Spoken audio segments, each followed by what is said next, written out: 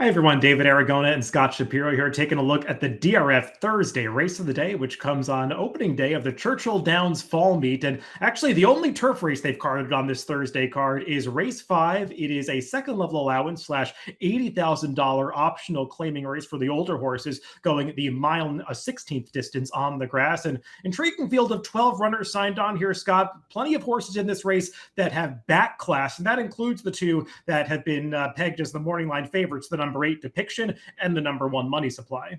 Yeah, it's interesting. Only one race carded on the turf. Not sure if what to expect of that turf course over the September and fall meet. But this is an interesting race. I think there's some chance here for some opportunity from a gambling perspective here. Like you said, the favorites have the back class, but I don't necessarily know if they're coming into this race in the form you want them to be. Let's take a look at the Timeform US pace projector for this Thursday allowance race because it does feel like there is a fair amount of speed in here, but the number 9 Not Falling Back, Scott, he feels like a horse that will need to go to the front to have his best chance. He has dominated overmatched competition in both of his turf wins at Hawthorne, so I imagine they'll look to recreate that running style against this tougher field here, and he might have to work a little hard to get to the front if horses like Beyond Stoked and In a Jam decide to go, but I will say it's not like either of those are confirmed frontrunners. I agree with the assessment. I think that while it says fast pace there, I think we're going to get an honest pace. I don't necessarily know if we're going to get a real fast, contentious pace because, like you said, Not Falling Back with a good break is going to likely take the lead. And I think those sitting right behind are going to be more content to just take their positions. And actually, both of the horses that were pegged as those morning line favorites, the number 1 Money Supply and the number 8 Depiction, can be pretty pace dependent horses. So if you don't think this pace is going to develop, maybe those are two that you want to downgrade a little bit. With this being the DRF Thursday race of the day, you can get free past performances for this race and every single race of the day. Just sign into your account or create a free account at DRF.com. Head on over to that race of the day page and you get free all access past performances to every single race of the day. Let's go through this field, beginning with the number 1 Money Supply, the second choice on the morning line. And, Scott, this is a horse that has primarily had success on dirt throughout his career. 9 of his 10 career victories have come on the main track. He has run on turf respectably, and he's earned some decent speed figures that certainly make him competitive here on the grass. But I will say his one standout performance on the turf was actually his grass debut when he raced over a yielding turf course a couple seasons ago at Horseshoe Indy, got a 95 buyer. And while since then he's gotten some numbers in the upper 80s, I just haven't seen the turn of foot from him in those races that I really want to see to make me believe that he's quite as good on the grass. I've always thought he's better on dirt. I think the numbers suggested, and it's been kind of odd. Joe Sharp, who's winning races regularly throughout 2025, has always kind of moved them back and forth. And even on days at Horseshoe Indianapolis, when he's had him cross-listed, he's chosen to run in the turf race instead of the dirt. I'm with you. I think in this field he fits very well. But I think I think he'd be better off if this race was on some sort of off track, whether it be a yielding turf or an off track, which has really been his best surface over his career. He's going to need pace too. I don't think he's a very good bet at 7-2. Yeah, and I think it is fair to point out, as you were alluding to, this is class relief for this horse because he's been in some pretty tough spots over the past year or two, going back through his past performances. The number 2 English Channel is a horse that is relatively lightly raced compared to a lot of these. He's making just the 8th start of his career, and he really blossomed over the winter at Fairgrounds, broke the maiden in the 5th start of his career with a step up to an 85 buyer. They came right back in a tough allowance race at Keeneland, and I thought he ran really well to win that race because you look at the subsequent exploits of those who were behind him. I know Rocky Joy was second, isn't a horse that wins all the time, but he typically runs to his competition and runs well on the turf. 3rd place finisher then feels like a horse that is stakes bound after an impressive victory at Saratoga recently. 4th place finisher Beach Gold has since gone on to become a stakes winner on the turf. So that was a strong race. And Scott, we've only seen him once since then. That was in a race at this level at Churchill Downs back in May. And he just got an impossible wide trip that day where he was legitimately 3 to 4 wide around both turns. Yes, and you would think that's not going to happen in this spot. You've got Corey Lannery, who loves the rail as much as anyone, drawn towards the inside. Interesting, it's a tale of 2 trips. I thought he ran well in that April 19th race, and then, like you said, has come back to really be good, and probably could have been best that day. He got a really good trip off Rocky Joy just sitting in the pocket. That could be a similar trip to what he does today or gets today. He's 12-1 on the line. If you're going to get that, it's hard to argue that that's a poor wager in here. I think it could go either way for English Channel. I think this will be the toughest field he's faced, other than the Impossible Trip, which is a similar group on May 10th. The number 3, Authentic Gallop, will be getting back to turf for the first time in a long time, going all the way back to the fall of last year when he was a 2-year-old, and he ran well in one of those turf starts in Saratoga, not so well in the other one at Keeneland. And since then, they tried to get him on the Derby Trail a little bit, competed in some stakes races through the spring. And I guess the big problem with him, Scott, is that his form is just completely tailed off as of late. And this return to turf almost feels like it's a move of desperation to try to wake him up. That's exactly the way I saw it. I think they probably ran to go 2 turns August 31st when he ran that runner-up effort to early adopter, losing by a neck on the front end. And then they went to the surface from there after the poor effort at Keeneland on the turf to what they thought he was probably going to be. You know, Tom Amoss was rolling at Saratoga, but it was a slow spring in Kentucky. And over the last 90 days, his barn is just 4 for 33 there. I think this is a reach to expect this horse to kind of get back to his best. The number 4, Fidget, is a horse coming in to make the 3rd start off a very long layoff when he wasn't seen from the beginning of 2024 up until July of this year to make his 4-year-old debut for trainer Brad Cox. And he was a horse that didn't quite run to the level you'd expect from the Cox stable early in his career, even though he won a couple of races. They were against weaker fields at Horseshoe Indy and also one on the turf, one on the dirt. But he has improved his speed figure since coming back for this 4-year-old campaign. Still, though, Scott, he's 5-1 on the morning line. And when I watch his last couple of races, they're not the kinds of performances that would make me want to bet him for that price. Really, for anybody other than the Brad Cox stable, he'd be a much bigger price in here. Yeah, I agree. When you see a Brad Cox horse debut at Horseshoe, Indianapolis, gone 2 turns on the turf, it's not automatically a toss. But when you see them not take money there, that's when you start to wonder. Usually the word gets out on their younger horses. You know, it's encouraging that he's moved forward in his last couple, but I don't know. I think this horse might be involved early. Probably, could end up sitting second in the early going, but I think he'll be fading in the lane.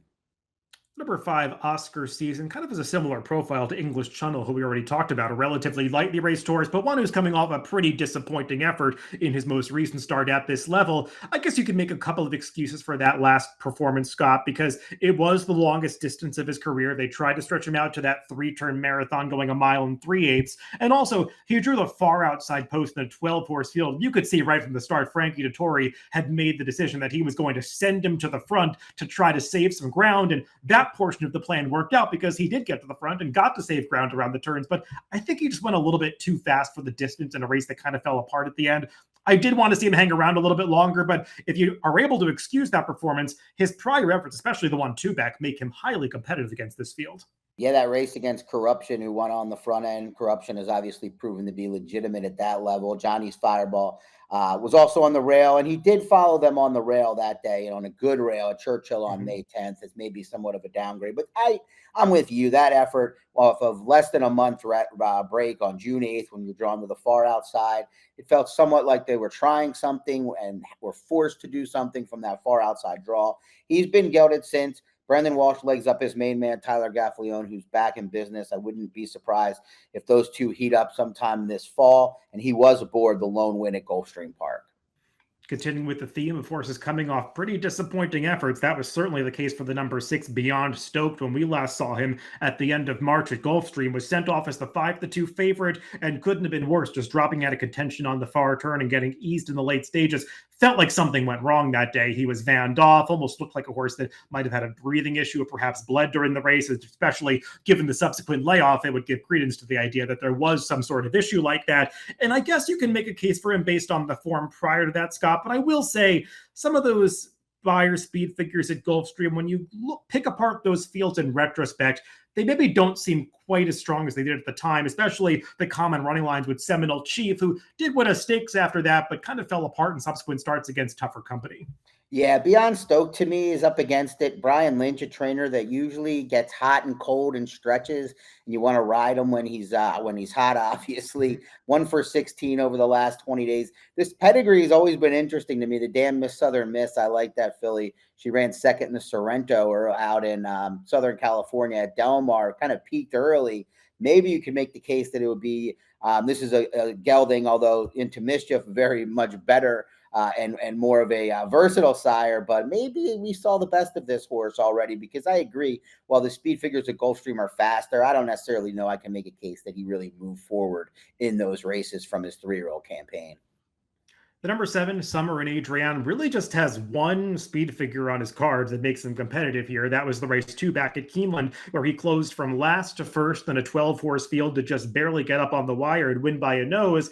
However, Scott, there were some things working in his favor that day. The turf course was listed good. It was probably actually worse than good, more towards the yielding side, given the times that they ran on the turf that day. And the way the race kind of fell apart did work in the favor of a horse trying to close from that far back. Came off a minor layoff last time at Saratoga, but dropped in for a $40,000 claiming tag, so not exactly a vote of confidence for the subsequent placing. Had trouble early in the race. Don't know if it was an excuse to explain how far back he finished at the end. I am intrigued, though, by this move up in class by Mike Maker after that. It could be construed as a vote of confidence. It could be. He also has a lot of horses running for like $1 million and $2 million over their heads right now. So maybe that's just kind of part of their part of the game plan. I basically agree. I mean, they had a huge setup in that April 9th race, which is his best race to date. He was 46-1. It seems like kind of an outlier. And then he comes back off of that race. Mike Maker, very willing, as just kind of mentioned, willing to take chances off of wins. And he comes back in for open 40 for Sale. And he did not run well. He was ranked that day. You know, it was an okay field for the level, you would say. But I think this horse, if he's 10-1, is an underlay at that. The number 8 Depiction is the morning line favorite in this race, and you kind of understand when you go through his speed figures and the company that he's kept going back to last year. He just missed at a big price behind his more highly regarded stablemate, Brilliant Birdie, in the Bryan Station at the end of 2024. I would say, though, Scott, his 2025 campaign, it's been a little bit disappointing so far. He hasn't had that electric turn of foot that we saw from him in that best effort at Keeneland at the end of last year. We'll check out his most recent performance when he dropped to this level at Saratoga. And as what you would expect, he was towards the back of the pack early, was trying to make up ground through the late stages. You could see there's a little bit of traffic at the top of the stretch here. Nothing that I would use as a major excuse, though. He had to alter course at the 8th pole there. He's got his shot, but the leaders just aren't really coming back to him on this occasion. They didn't go that quickly up front. I guess my main knock against him, Scott, is that he is a horse that has achieved his best results when they have set some supersonic paces early, and I don't know if he's going to get that here. I don't think so either. And he's just not really done a lot of running. Can you make a little bit of excuses because of the race shape or trip in those last couple, including the poker and that second level allowance event? Sure. But he's 0 for 4 at the distance. He doesn't have any speed. You're really just banking on a 3-1 favorite, really appreciating the class drop, which isn't that massive. To me, he's the kind of horse that you want to play against as a horse player, knowing, of course, he can beat you. But I think at 3-1, he's an underlay. The number 9 not falling back has his two turf wins by a combined 20 plus lengths. Both of those came at Hawthorne, broke his maiden by 15 in a $20,000 maiden claiming race back in May. You don't often see margins of victory like that on the turf, regardless of circuit. But Scott, he finally faced some real horses last time when he stepped up at Ellis Park, and he was part of a legitimate pace that came apart a little bit at the end, but still wanted to see him hang around a little bit better if I'm going to like him in this spot. Right. This is a tougher spot. He was 3 wide into the first turn and kind of, had to work throughout. It was a forgivable trip. He should have things more his way in here. He gets Florent Giroux back. I got to say, Chris Block is a trainer that I do not underestimate. You see pretty much every year, he's a high percentage trainer this year, over 20% positive ROI. So I normally like to back Block horses, and I expect this horse to run his race. He's probably been pointed to the spot since that Hawthorne race, to the way Chris manages his barn. So not falling back, pace presence. We'll see if he can stick around. Number 10, Theismann, has been a bit of a puzzle for his connections. He was an expensive yearling purchase costing over $1 million 4 years ago at this point, and they've tried all 3 surfaces with him through the course of his career. Ultimately, first tried dirt, then synthetic over the winter at Turfway Park. Actually, a visually impressive maiden victory on that synthetic surface, but his subsequent performance over the Turfway synth didn't work out, and finally got him on turf. And he actually has always had plenty of pedigree for the turf, so intriguing that he's finally gotten to the winner's circle over it. That was last time at Ellis Park when they stretched him out to the 1 mile distance. And watching that race, Scott, they kind of let the field come to them around the far turn. It turned out to be a pretty confident ride, because once Rafael Bejarano asked them to go on the stretch, he really put that field away impressively. Yeah, Quality Road gelding now. Not necessarily what I would want the path to be for a horse if I spent 1.15 million for him a couple of years back. But the race two back in that first turf effort, going 5.5 furlongs, very forgivable. The horses that ran well that day were legitimate at the time, and they did their running on the front end. Sophie Doyle really struggled to get this one into a good spot early, kind of just chase mode throughout. And then last time was on a good rail that day at Ellis. Things were in his favor, but I just like the confidence and the way he was ridden. And in a field where I think there's some horses that may be going the wrong way, I think he might be moving in the right direction. I know the connections are hoping so. I did find this interesting DRF formulator fact for his trainer, Peter Urton, who has quietly been having a very nice year in 2025. But going back over the past 5 years, with last out winners on the turf, pretty strong winning percentage, 25% with a healthy $2.82 ROI. And Scott, I know you look up your fair share of stats. With last out winners, that's a pretty poor stat for a lot of trainers. So I think this positive stat is noteworthy. No, it's an understandable poor stat because you're generally moving up horses up in class, sometimes considerably. So to win back at that rate and to have a positive ROI just adds to my case. Yeah, I mean, 12-1. I don't know if we're going to get it, but I do like Theismann in this spot a little bit. Rounding out this field, we got a series of long shots. One of them is the number 11 In a Jam, a horse who made his first start off the claim at this level last time at Kentucky Downs. Was not really competitive. He's a horse who had gone off form for the Marcassi barn prior to the claim. Kind of tough to make a case for, Scott. He's tough to make a case for. This is a better trainer than you might think if you're not familiar with him. Doesn't have a ton of horses, gets the most out of them. Doug Danner, but this is a tough spot. The number 12, Ocean Point, he's got that one race from September of 2023 where he just ran off the screen at Churchill Downs on the turf. Not sure where it came from then, and he hasn't gotten back to it since then, especially Dotson's returning from a long layoff as a 5-year-old. I was there that day, and I very much remembered. I've always kind of had a semi-soft spot for this horse. Was hoping that he needed a race or two off of that long layoff, but he just hasn't really run much in these last couple of races. He's very hard to get to, especially with that outside post. And the AE Bull Discovery, he would be a very big price even if he got into this race from a tough draw. Let's go to our picks for this 5th race at Churchill Downs on Thursday. And Scott, you're going to go to that horse that just won impressively last time out, the number 10 Theismann. I am. I'm just hopeful that he's finally figured out his niche. He's moving forward. He gets Luis Saez, who's going to win a lot of races in Louisville this year or this fall. And yeah, I think it's a great betting race. I think there's chances to take a swing against. I see that you're doing similar with a horse that I respect as well. Yeah, we both have horses that I think are listed at 12-1 on the morning line as our top picks. The number 2, English Channel. I hear you on him getting the good trip 2 back, but I thought he really had a valid excuse for the last race. And he does feel like one of those that is still coming into this race with a little bit of upside, being so lightly raced. So the number 2, English Channel for me, 2, 5, 10, 8 are my picks. And Scott is going 10-1, 6-2 in this 5th race at Churchill Downs on Thursday. Good luck if you're playing the races later this week.